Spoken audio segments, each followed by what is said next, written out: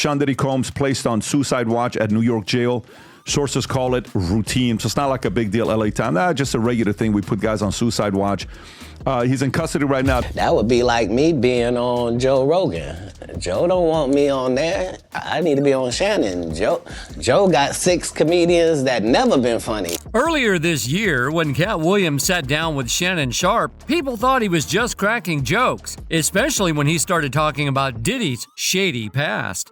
But now, it's looking like Katt knew exactly what was coming. Remember what he said about Diddy's infamous parties? If you don't, let me remind you. Katt wasn't just talking about a regular night out. He hinted at some seriously wild stuff happening behind closed doors at those Diddy events. But here's the thing, Katt didn't just stop at Diddy. Oh no, he threw Steve Harvey's name into the mix too, suggesting that Steve was a frequent guest at those freak-offs. Yep, the same Steve Harvey who's always giving relationship advice. And get this, rumors are swirling that Diddy might have some compromising tapes from those parties, tapes that could explain why Steve's been laying low lately. With Diddy's scandal blowing up, Steve Harvey could be next in line for exposure. Katt Williams seems to think Steve's in some deep water, and if these rumors come out, we might be watching Steve Harvey's perfect reputation crumble faster than a game of Family Feud. Steve Harvey and Katt Williams. So, Steve Harvey, the mainstream relationship guru, is apparently on the run now that his brother, Diddy's legal troubles are heating up. Word on the street is that the very day Diddy got arrested, Steve packed his bags and skipped town. Now here's the real question. If Steve's got nothing to hide, why would he rush out of the country like that? Instead of flying under the radar, he's made everyone even more suspicious. Could Steve be mixed up in Diddy's drama? Or is there something else brewing behind the scenes? And for those who think this sounds like a reach, let's not forget the real tea. Steve has already gone ahead and deleted every tweet where he was singing Diddy's praises. Yep, all those warm, fuzzy tweets about his brother doing good in the world. Gone. It's almost like Steve's trying to wipe his slate clean before anyone starts connecting the dots. Makes you wonder, what does Steve know that he doesn't want us to find out? One of the most notable deleted tweets was the one where Steve posted, "My brother, @Diddy, is doing a world of good for these kids."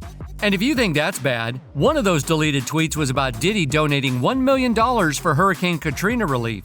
Now seriously, why would you delete something like that? That's the kind of tweet you'd want to keep, right? But nope, Steve hit that delete button real quick and now left everyone asking, why? Remember when Howard revoked Diddy's honorary degree and said that one of the checks he donated was returned because he hadn't followed through with the payment? Well, maybe that one was a faux as well. And as shady as Steve's actions are now, Katt Williams has been calling him out for years. In fact, just recently, Katt sat down on Club Shay Shay with Shannon Sharpe and dropped some serious gems about Steve. You see, while everyone else might be shocked by Steve's sudden low-profile act, Katt's been hinting at this for a while. To refresh your memory, Katt once dragged Steve, calling him a country bumpkin black dude that can't talk well and looks like Mr. Potato Head. But that wasn't all. Katt even took credit for forcing Steve out of stand-up comedy.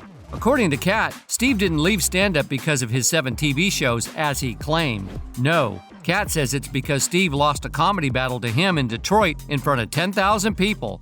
Katt said, "Steve told you that he stopped doing stand-up because he has 7 TV shows. The only problem is, when he stopped stand-up, he didn't have those 7 TV shows. He stopped stand-up because he got in a comedy battle called the Championship of Stand-Up Comedy with one Katt Williams in Detroit in front of 10,000 people and lost. Because Katt Williams said he was actually bald and that was a wig. And I went in and that's why he couldn't do stand-up anymore." Oh, and it doesn't stop there. Katt also accused Steve of stealing the idea for the Steve Harvey Show from comedian Mark Curry. According to Katt, Steve watched Mark's whole sitcom and stole everything. The same Steve that went to go watch Mark Curry do his whole sitcom and then stole everything Mark Curry had. Katt even took the liberty to debunk Steve's movie star claims. You shouldn't be a movie star. There are 30,000 new scripts in Hollywood every year. Not one of them asks for a country bumpkin black dude that can't talk good and looks like Mr. Potato Head. There ain't none. You have to have range. And just recently, when Steve finally responded to all the accusations, he didn't deny a thing. You see, Steve Harvey has seemingly taken aim at Katt Williams months after the comic pointed out inconsistencies in his speech and conduct. In a crowd-recorded clip from Atlanta's Invest Fest, Harvey is seen telling the crowd not to entertain haters, noting that they often aren't doing better than the person they're critiquing. You'll never have a hater that's doing better than you. Always know that. Don't get off the wall to address some pretty A boy who ain't got ish going for himself. Stop your climb up on the wall so you can come down here and talk to this little punk A. Don't do that, man.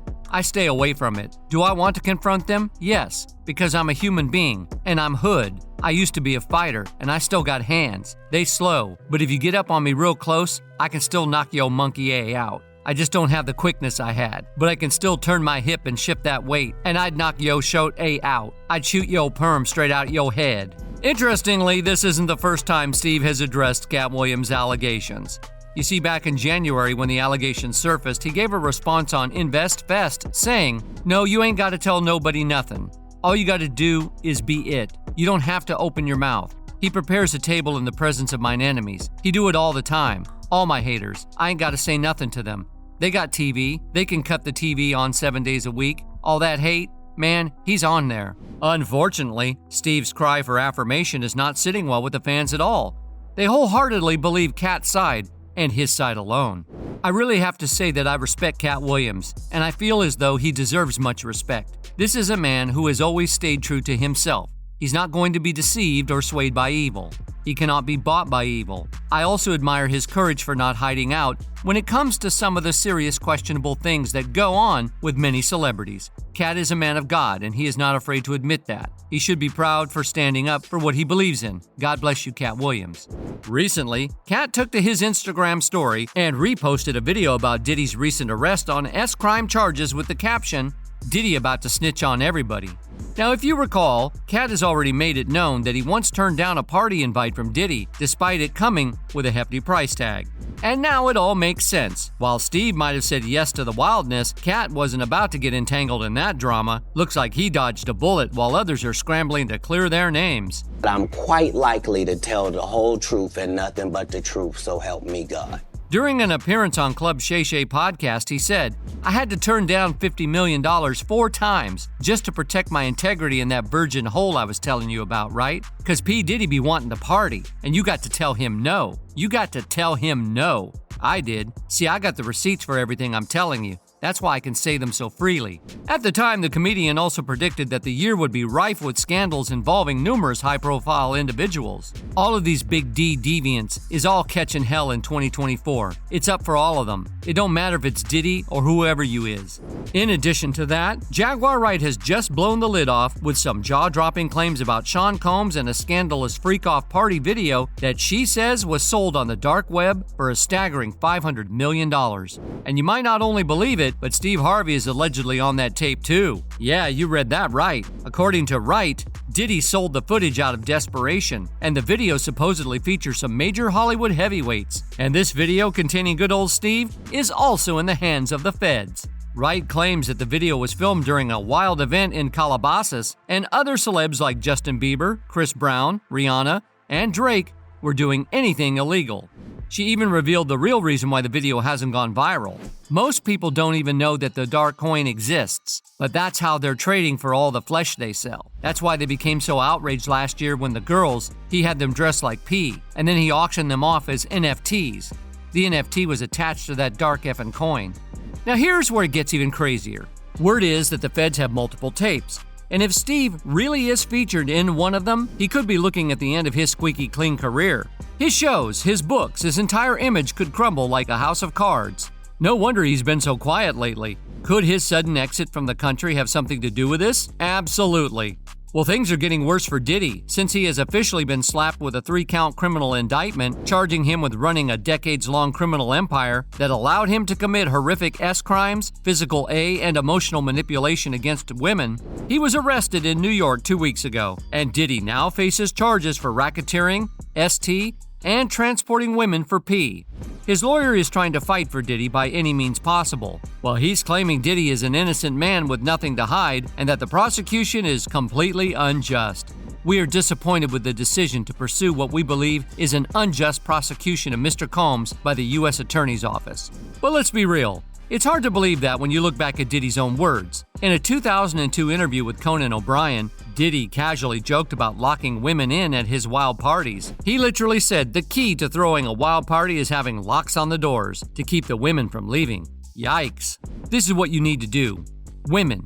Beautiful women, of course. Beautiful men for the ladies, of course. If you don't have what they need, they're gonna leave. Gotta keep them there. You need locks on the doors. It's a little kinky. You need a lot of heat. Don't have no air conditioning. Heat affects the alcohol, and everybody also gets a little more comfortable and loose and builds up a nice little sweat. And that wasn't all. He even gave tips like making sure there's plenty of beautiful women and alcohol, plus water because, as Diddy himself put it, lots of ladies drink water at parties. With that kind of history, it's no surprise people are side-eyeing his claims of innocence now. Lawsuits and Diddy seem to go hand in hand these days, and it doesn't look like that's going to change anytime soon, unless he's actually convicted. In this latest bombshell, a woman known only as Jane Doe has filed a lawsuit in New York State Supreme Court claiming that over the course of 4 years, Sean Diddy Combs deed, ard, and physically aided her. The accusations are shocking, with Jane Doe stating that she often woke up in Diddy's bed, injured, bruised, and with no recollection of what had happened the night before. According to the lawsuit, the two met in 2020 at an overseas event that Diddy had paid for her to attend, and from there, things spiraled. She alleges that Diddy would fly her to his homes in Los Angeles, New York, and Miami, using coercive tactics to force her compliance. But it wasn't just words. She claims she was unknowingly D'd with alcohol and K, pressured to engage in Group S against her will and forced to watch Diddy A other women. One of the most disturbing claims is that in 2022, after she became pregnant, Diddy allegedly had an associate harass her into getting an AB. When she later miscarried, the nightmare didn't stop. In July 2024, Jane Doe says she was summoned to Miami, where Diddy forced pills into her mouth, leaving her sick, confused, and waking up in a disheveled room with no memory of what had happened. Defendant Combs and his agents and employees not only used language and tactics to force Jane Doe to act against her will, she was also unwillingly D'd with alcohol, unknown substances. On one morning, she woke up and her feet were purple and bruised, and she had a bite mark on her heel. Jane Doe did not know how she sustained the injuries. It's clear that as long as Diddy remains unconvicted, the lawsuits will keep piling up. You might remember when the feds raided Diddy's homes in Los Angeles and Miami earlier this year. They didn't just come away with a few odds and ends. They found narcotics, 3 AR-15s with defaced serial numbers, a whole arsenal of ammo, and wait for it, over 1,000 bottles of baby oil and lubricant. Yes, you heard that right. According to the indictment, it sounds like Diddy was preparing for something far more twisted than just a regular party. Combs maintained control over his victims through, among other things, physical violence, promises of career opportunities, granting and threatening to withhold financial support, and by other coercive means, including tracking their whereabouts, dictating the victim's appearance, monitoring their medical records, controlling their housing, and supplying them with controlled substances. Just like Harvey, Usher is in full damage control mode after 6,000 of his tweets mysteriously vanished over the weekend, right after Sean Combs got arrested on those serious ST charges. Naturally, the internet had a field day, with fans speculating Usher was scrubbing his digital footprint to avoid getting dragged into the mess.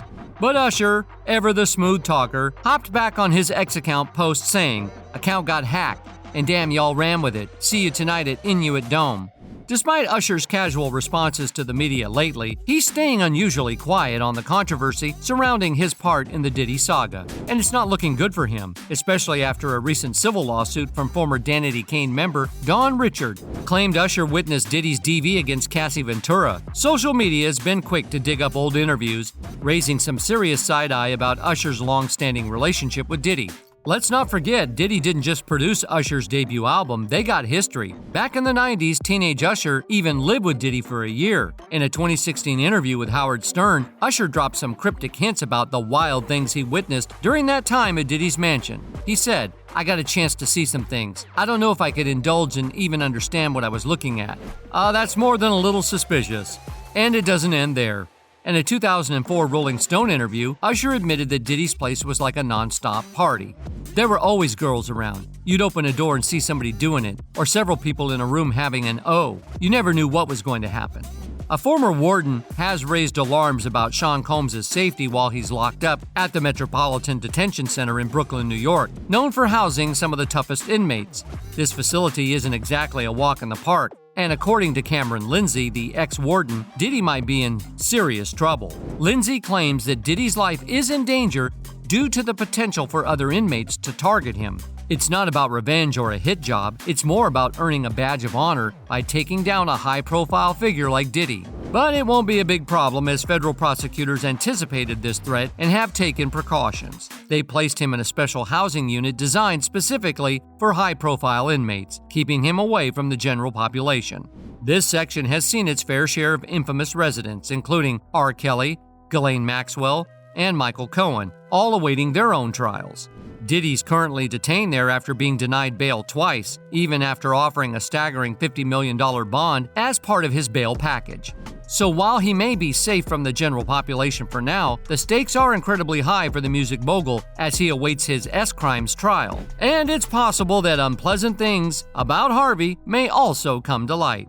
That's all for today. We hope you liked that video, and if you did, please like, subscribe, and stay tuned for more videos like this.